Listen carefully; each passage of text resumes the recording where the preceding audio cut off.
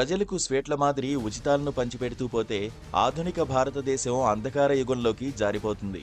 ఉచితాలను అమలు చేస్తే ఎక్స్‌ప్రెస్ వేలు, విమానాశ్రయాలు, రక్షణ కారిడార్లను నిర్మించలేవని ప్రధానమంత్రి నరేంద్ర మోదీ 2022 జూలై 16న యూపీలో బుందేల్ఖండ్ ఎక్స్‌ప్రెస్ వేను ప్రారంభిస్తూ హెచ్చరించారు. మోదీ దారిలో కేంద్ర మంత్రులు కూడా ఉచితాలను విమర్శించారు. అయితే ఆ తర్వాత ఏడాదే మధ్యప్రదేశ్లో లాడ్లీ బెహనా పథకం కింద మహిళలకు నెలకు 1,250 రూపాయల చొప్పున చెల్లిస్తామని, క్రమంగా దాన్ని 3,000 రూపాయలకు పెంచుతామని బీజేపీ ప్రకటించడంతో ఆ రాష్ట్రంలో ఆ పార్టీ అధికారంలోకి రాగలిగింది. ఈ పథకాన్ని గేమ్ చేంజర్గా ఆ పార్టీ నేతలే అభివర్ణించారు. మధ్యప్రదేశ్లోనే కాదు, ఆ తర్వాత ప్రతి రాష్ట్రంలో జరిగిన ఎన్నికల్లో బీజేపీ ఉచితాల మీద ఉచితాలను ప్రకటిస్తూ ఎన్నికల్లో ప్రయోజనం పొందింది. ఇటీవల జరిగిన మహారాష్ట్ర ఎన్నికల్లో కూడా లడ్కీ బెహన్ పథకం వల్ల బీజేపీకి పెద్ద ఎత్తున మహిళలు ఓట్లు వేశారు. ప్రస్తుతం దేశ రాజధాని ఢిల్లీలో జరుగుతున్న అసెంబ్లీ ఎన్నికల్లో బీజేపీ కని విని ఎరుగని స్థాయిలో ప్రకటిస్తున్న ఉచితాల హామీలను బట్టి చూస్తే ఈ పార్టీయేనా గతంలో ఉచితాలను వ్యతిరేకించింది అని ఆశ్చర్యం కలుగుతుంది.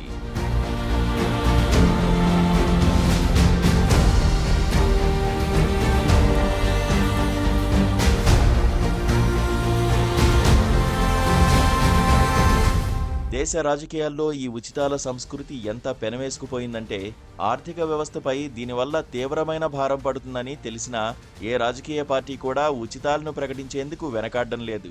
ఉచితాలను సమర్థంగా అమలు చేస్తే అధికారంలోకి తప్పకుండా రాగలుగుతామని ఆమ్ ఆద్మీ పార్టీ పలు ఎన్నికల్లో నిరూపించింది. మంచినీరు, విద్యుత్, ఆరోగ్యం, విద్య, మహిళలకు బస్సు ప్రయాణం, వృద్ధులకు తీర్థయాత్ర ఇలా ప్రతి రంగంలోనూ ఉచితాలను ప్రవేశపెట్టి అమలు చేయడం ద్వారా 2013 నుంచి ఇప్పటి వరకు ఆప్కు ఎన్నికల్లో తిరుగు లేకుండా పోతోంది. ఢిల్లీ మద్యం కేసులో అరెస్టై జైలు నుంచి విడుదలైన తర్వాత ఆప్ అధినేత అరవింద్ కేజ్రీవాల్ మరిన్ని ఉచితాలను ఎడాపెడా ప్రకటించారు. మహిళలకు ముఖ్యమంత్రి మహిళా సమ్మాన్ యోజన కింద నెలకు 2,100 రూపాయల చొప్పున నగదు బదిలీ చేస్తామని, ఆలయాలు, గురుద్వారాల్లో పూజారులకు నెలకు 18,000 రూపాయల చొప్పున గౌరవ వేతనం చెల్లిస్తామని, ఆటో డ్రైవర్లకు, వారి కుటుంబ సభ్యులకు కూడా బీమా, వివాహాలు, స్కూల్ యూనిఫామ్ల రూపంలో ఆర్థిక సహాయం అందిస్తామని, ఢిల్లీలో అద్దె గృహాల్లో ఉన్న వారందరికీ ఉచిత విద్యుత్, నీరు సరఫరా చేస్తామని ఈ ఎన్నికల్లో ఆప్ అధినేత ప్రకటించి ప్రత్యర్థి పార్టీలను కూడా ఆత్మరక్షణలో పడేలా చేశారు. ఎట్టి పరిస్థితుల్లోనైనా గెలవాలనుకుంటున్న బీజేపీ తాను కూడా ఉచితాల వర్షాన్ని కురిపించింది. కేజ్రీవాల్ కంటే ఒక అడుగు ముందుకు వేసి మహిళలకు 2,500 రూపాయల చొప్పున నెలకు చెల్లిస్తామని, గర్భిణీ స్త్రీలకు 21,000 రూపాయలతో పాటు 6 పోషకాహార కిట్లను పంచిపెడతామని బీజేపీ ప్రకటించింది. తమ ఎన్నికల మేనిఫెస్టోను విడుదల చేస్తూ బీజేపీ జాతీయ అధ్యక్షుడు జగత్ ప్రకాష్ నడ్డా ఇది కేవలం మొదటి భాగం మాత్రమే అనడాన్ని బట్టి కేజ్రీవాల్ ఆ పార్టీపై ఎంత ప్రభావం చూపుతున్నారో అర్థమవుతుంది. ఢిల్లీ మాత్రమే కాదు, ఇప్పుడు యావత్ దేశమూ ఉచితాల బాటలో పయనిస్తోంది. 2024-25లో 9 రాష్ట్రాలు మహిళలకు నగదు బదిలీ క్రింద 1,00,000 కోట్ల రూపాయలు ఖర్చు పెట్టాయని చట్టసభల పనితీరును అధ్యయనం చేసే పీఆర్ఎస్ పరిశోధనా సంస్థ వెల్లడించింది.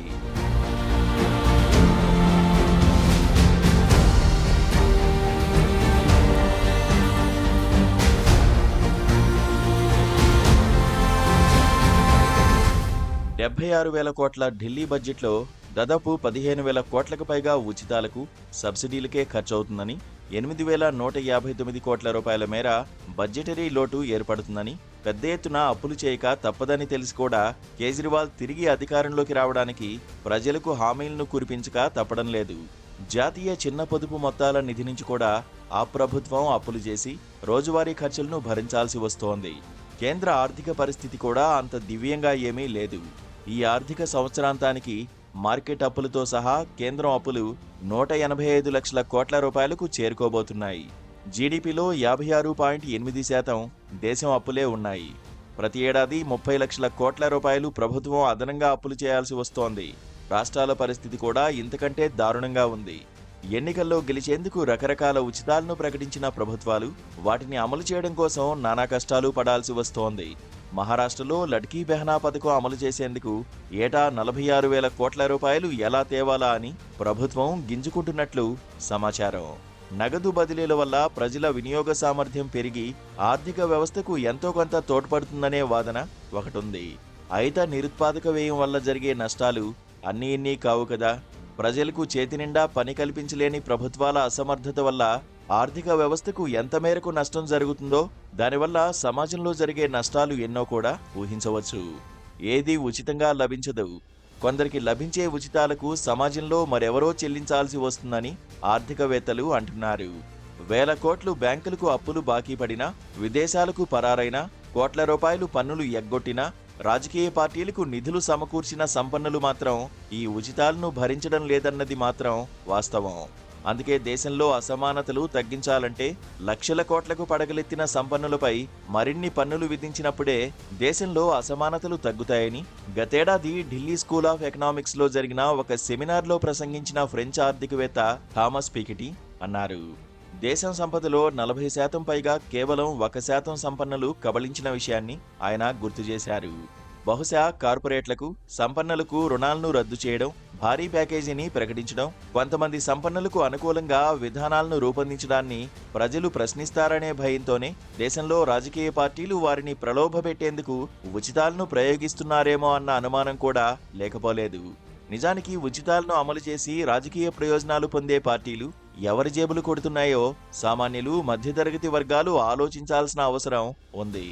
ఉచితాల వల్ల జరిగే భారీ వ్యయాన్ని భరించేందుకు ఆర్థిక లోటు లక్ష్యాలను, పెట్టుబడి, రెవెన్యూ వ్యయాలను, మౌలిక సదుపాయాలకు పెట్టే ఖర్చును రాష్ట్ర ప్రభుత్వం సవరించాల్సి వస్తోంది. దానివల్ల ఏ వర్గం నష్టపోతోంది?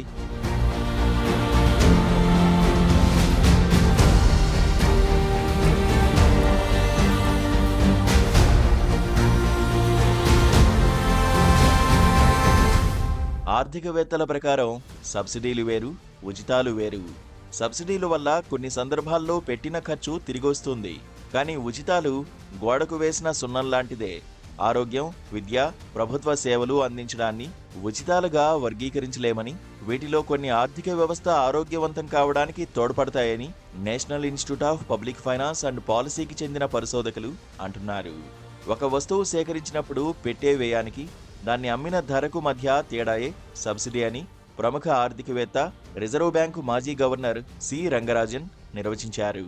ప్రజలకు అత్యవసరమైన వస్తువులపై, వ్యక్తి కన్నా సమాజానికి తోడ్పడే వస్తువులపై పెట్టే సబ్సిడీని సమర్థించవచ్చు, కానీ అంతకు మించి ఏది చేసినా అది ఉచితమే అవుతుందని ఆయన అన్నారు. ఉత్పత్తి వ్యయానికంటే తక్కువగా లేదా ఉచితంగా ఇచ్చిన వస్తువు, సేవలను ఉచితాలుగానే భావించవచ్చని వివేక్ కౌల్ అనే మరో ఆర్థికవేత్త అన్నారు. ఆర్థికవేత్తలు ఏమి చెబుతున్నప్పటికీ సంక్షేమ వ్యయం, సబ్సిడీలు, ఉచితాలకు మధ్య సరిహద్దులు రోజురోజుకు చెరిగిపోతున్నాయి. సమాజంలో అట్టడుగు వర్గాలకు చేయూతనిచ్చేందుకు, విద్యను, నైపుణ్యాన్ని పెంపొందించేందుకు, ఆరోగ్య సంరక్షణ కల్పించేందుకు మాత్రమే సహాయం చేయాలన్న నిబంధనను ప్రభుత్వాలు పెట్టుకోవడం లేదు. దీనివల్ల దాదాపు అన్ని వర్గాలు ఉచితాలను ఆశించే పరిస్థితి ఏర్పడుతోంది. ఉచితాలకు మీరు నిధులు కేటాయిస్తారు, కానీ న్యాయమూర్తుల జీతాలు, పింఛన్లు చెల్లించేందుకు మాత్రం మీ వద్ద డబ్బులు లేవు. ఎంతకాలం హేతుబద్ధత లేకుండా ఈ ఉచితాలను కొనసాగిస్తారు అని సుప్రీంకోర్టు కూడా ప్రశ్నించింది. ఢిల్లీలోని ప్రతిష్టాత్మకమైన ఎయిమ్స్ ఆసుపత్రిని ఇటీవల సందర్శించిన కాంగ్రెస్ నేత రాహుల్ ఆసుపత్రి కారిడార్లలో, ఫుట్పాతులపై చికిత్స కోసం రోజుల తరబడి వేచి చూస్తూ రాత్రింబగళ్లు పడిగాపులు కాస్తున్న వేలాది పేదలను చూసి చెలించిపోయారు. ఈ మానవత్వ సంక్షోభాన్ని పట్టించుకోవాల్సిందిగా ఆయన ఆరోగ్య మంత్రి నడ్డాకు లేఖ రాశారు. ఎయిమ్స్లోనే కాదు, దేశంలో అనేక ప్రభుత్వ ఆసుపత్రుల్లో ఈ దుస్థితి కొనసాగుతోంది. ఉచితాలపై కంటే ఇలాంటి వాటి గురించి ప్రభుత్వాలు ఎందుకు పట్టించుకోవడం లేదు? జమిలి ఎన్నికలు, ఉమ్మడి పౌరస్మృతి వంటివి బీజేపీకి ముఖ్యమే కావచ్చు, కానీ ఉచితాలపై నరేంద్ర మోదీ వివిధ రాజకీయ పార్టీల మధ్య ఏకాభిప్రాయ సాధనకు ప్రయత్నించడం తక్షణ అవసరం. పారదర్శకత, నిర్దిష్ట కాల పరిమితిని నిర్ణయించడం, అవసరమైన వారిని గుర్తించడం, లక్ష్యాలను సమర్థంగా సాధించారా లేదా సమీక్షించడం వంటి విధానాల ద్వారా ఉచితాలను, సబ్సిడీలను హేతుబద్ధం చేయాల్సి ఉంది. లేకపోతే ఈ ఉచితాల పరంపర ఎంత హాస్యాస్పదమైన స్థాయికైనా దిగజారవచ్చు.